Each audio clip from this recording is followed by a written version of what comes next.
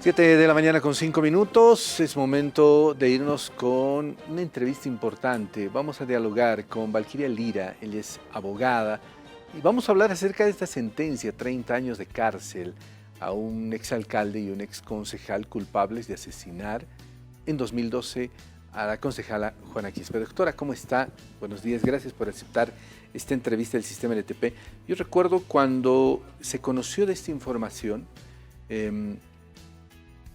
causó pánico, zozobra, preocupación, molestia, porque toda la información que giraba en torno a este tema hacía referencia a un abuso de poder por parte, obviamente un abuso de poder machista, pero en ese momento no se conocía a los principales involucrados. Ayer la justicia ya ha determinado 30 años para los principales acusados.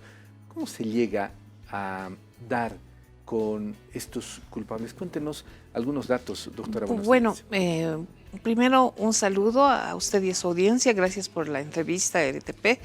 De inicio, informar que Juana Quispe era una concejala electa con una importante votación. Pertenecía antes a la sigla del partido gobernante de ese entonces, pero ya no quería ser concejala suplente, quería ser ella titular, porque era una persona con muchas visiones, con muchos proyectos para su comunidad. Entonces aprovechó que otra agrupación ciudadana le ofreció su sigla para que ella se postule.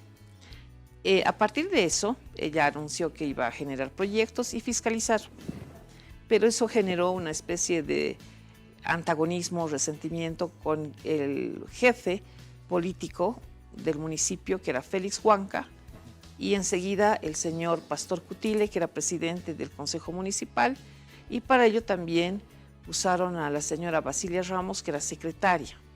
Y el método que usaron para que ella no pueda ejercer su calidad de concejala electa fue organizar grupos de choque para que ella no entre, y en esas oportunidades la insultaban, la golpeaban, la perseguían, y también y no solo eso, ¿no? Además se inmiscuían en su vida familiar y generaban una suerte de diatribas que hacían pensar que ella era más concejala que ama de casa.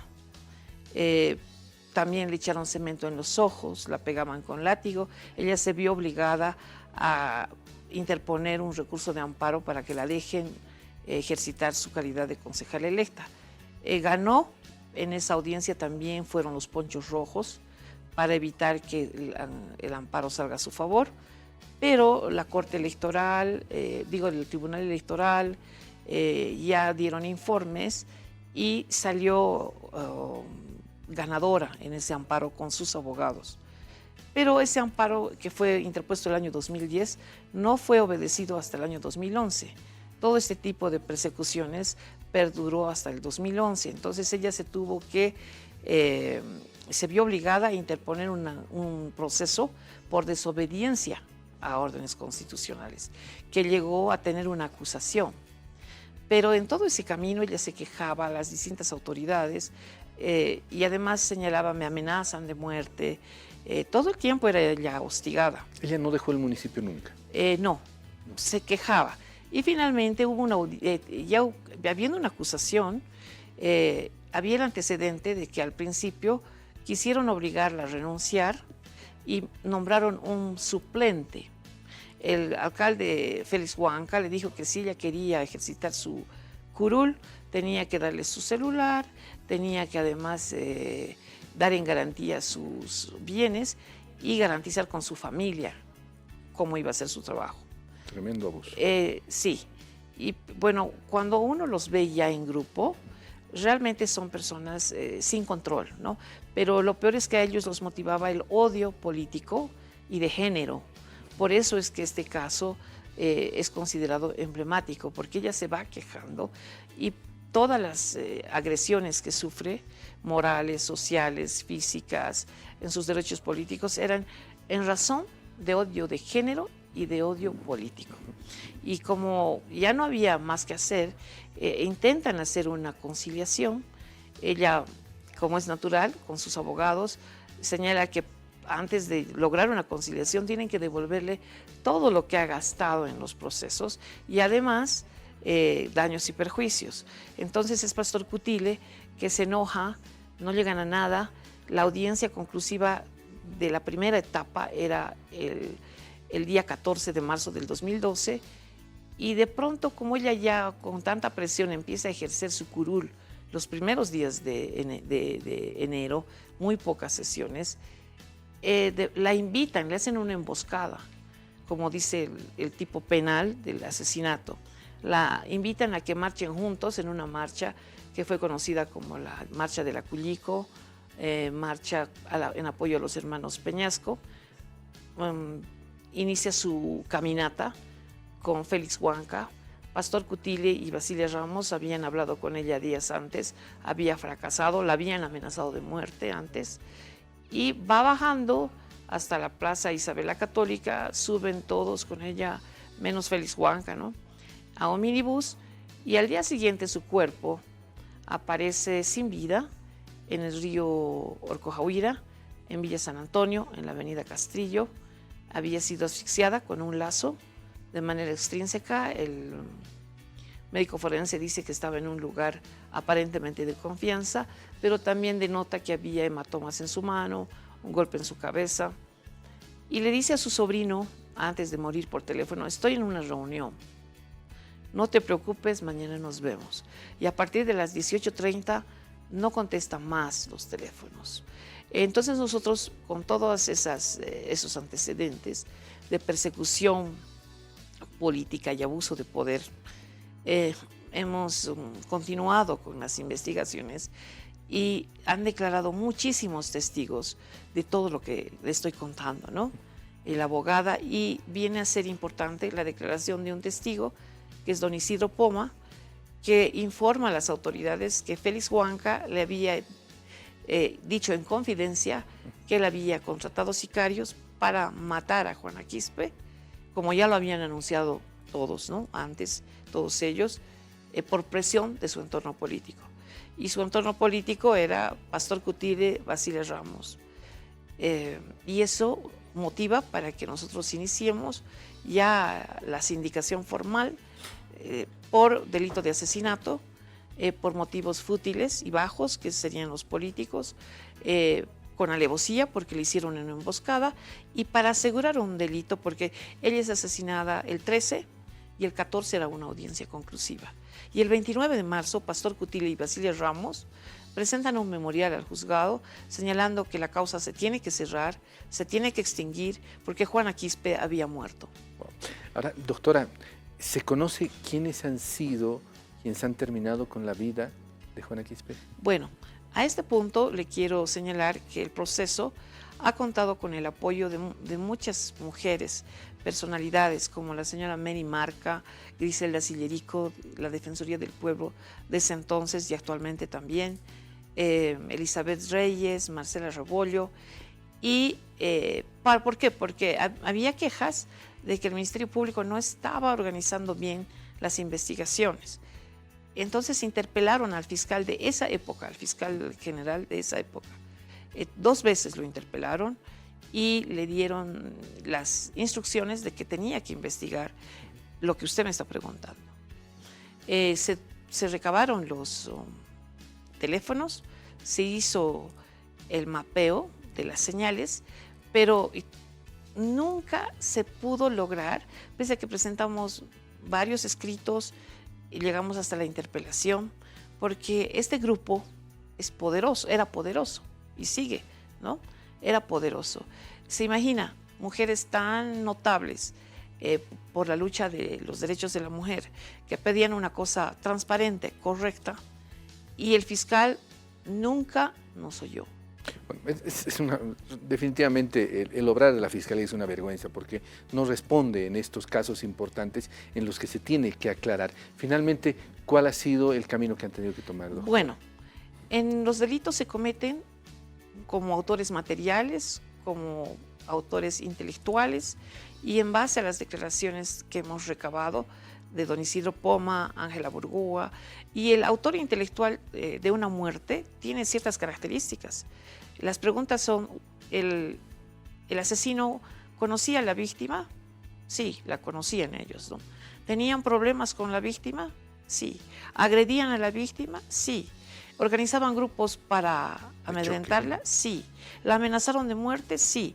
¿Días antes de su muerte hablaron con la víctima y hubo amenazas? Sí. ¿El día de la muerte o 24 horas hablaron? Sí. ¿Por teléfono? Y sí. Todo eso se cumple. Y entonces nosotros y la Fiscalía hemos acusado a autoría intelectual. Ahora, para ser correcta, porque cuando yo digo Ministerio Público, puedo ofender al fiscal que ha estado en este juicio. Y no, el fiscal que ha estado en este juicio ha hecho su mayor esfuerzo, ha argumentado más que correctamente.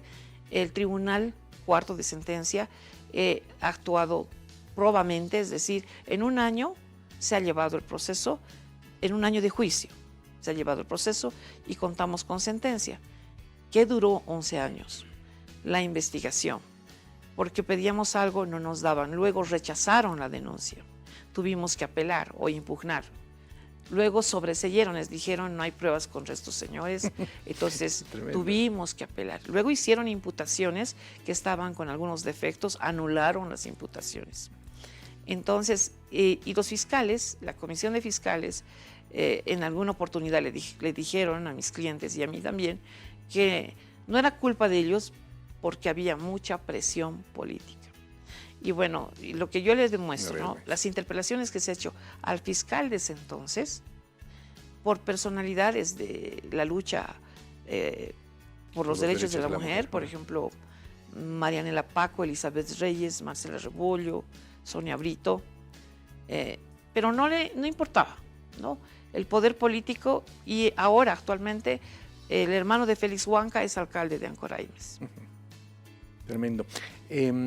¿Existe en algún momento la confesión de estas personas que han sido sentenciadas, doctora? Félix Huanca se ha acogido al derecho del silencio. Pastor Cutile ha reconocido que había problemas en su declaración. La señora Basilia Ramos también ha reconocido que no podía ejercitar su derecho, pero ellos dicen que eran las bases, ¿no? Pero ¿quién eran jefes de las bases? Además, todo el tiempo ellos organizaban grupos de ataque físico y de ataque moral. El autor intelectual no comete el delito por sí mismo, usa a otra persona porque lo que quiere es impunidad, y es una característica de las personas poderosas u organizaciones fuertes. Por ejemplo, en México hay estudiantes que han muerto, ese caso famoso. ¿Y qué es lo que hace el autor? Retarda, impide que se sepa que las investigaciones avanzan. Lo mismo pasa con los políticos poderosos. Aquí es una suerte de abuso, pero quiero aclarar que la Defensoría del Pueblo en este año ha hecho seguimiento muy efectivo en este proceso, también el Ministerio de Justicia. Es decir, tanto ha sido porque paralelamente a que el proceso avanzaba, los colectivos de defensa de derechos de la mujer, las personas que le he indicado, han generado una vigilancia fuerte, y eso ha permitido, y una concientización de cómo es el caso y cómo murió Juana Quispe. ¿Por qué murió? Porque los autores dicen, nosotros no la hemos ahorcado, pruébenme a mí que yo he agarrado el lazo y yo la asfixié y yo le quité la vida. No, ellos son los autores materiales, y se tiene la confesión de Félix Huanca que contrató sicarios y todas las amenazas que hicieron, ¿no? Y bueno, en los delitos políticos, acuérdese de Marcelo Quiroga Santa Cruz, acuérdese del padre Espinal.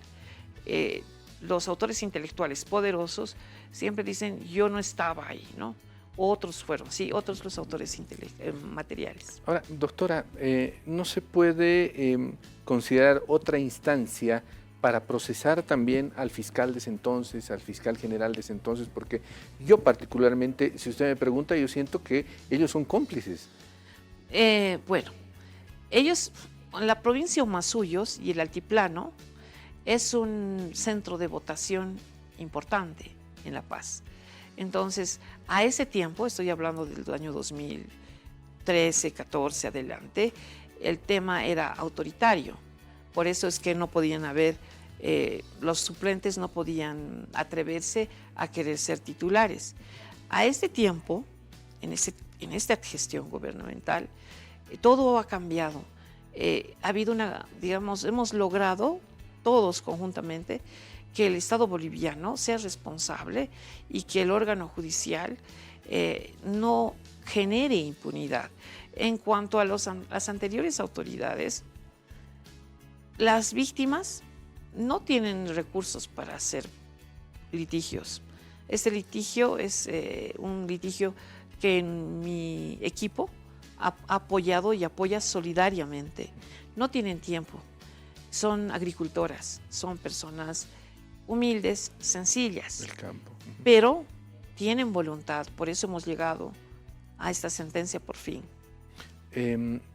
¿Usted cree que con esto se marca un precedente contra este abuso machista de muchas autoridades, contra autoridades mujeres que quieren sobresalir más que ellos? Mire, las mujeres no solo tienen derechos domésticos, ¿verdad? Las mujeres también tienen que ser científicas, astronautas, descubrir instrumentos que mejoren a la sociedad y también ser electas. Y acá, en el área rural, en Bolivia en general, no es solo Juana Quispe, sino muchas mujeres y también hombres, que hay un poderío político que no admite que otras generaciones ingresen a administrar o ayudar a la población. Eso es por un lado, principalmente. Y el otro es el asunto machista. Peor si es mujer, ¿no? Como una mujer nos va a querer dominar, como una mujer se va a poner a nuestro nivel, y eso es propio del área rural. Y la ACOBOL, me estoy olvidando de la Asociación de Concejalas de Bolivia, que también nos ha apoyado en este proceso, está luchando, ¿no? Esa entidad es una entidad que cotidianamente lucha por este tipo de acosos y violaciones a los derechos políticos de las mujeres. Se dice que este caso es emblemático porque todas estas personalidades políticas y colectivos han generado la ley contra el acoso político a partir de todo el sufrimiento de Juana Quispe. Doctora, le agradezco mucho la gentileza de haber asistido a esta entrevista. Gracias por la entrevista y un saludo a toda su audiencia y gracias a RTP. Bueno, le agradecemos mucho a Valquiria Lira, abogada, en este tema que realmente ojalá marque un antes y un después por estos abusos que en su momento ha recibido esta concejala y que nunca más deberían suceder, porque esta lucha contra el machismo, contra el patriarcado, tiene que ser una lucha sincera, en acción, en ejemplos que se den. Y ojalá este sirva como un ejemplo para que la gente entienda de que de una vez por todas tiene que existir igualdad entre hombres y mujeres. Seguimos con más información.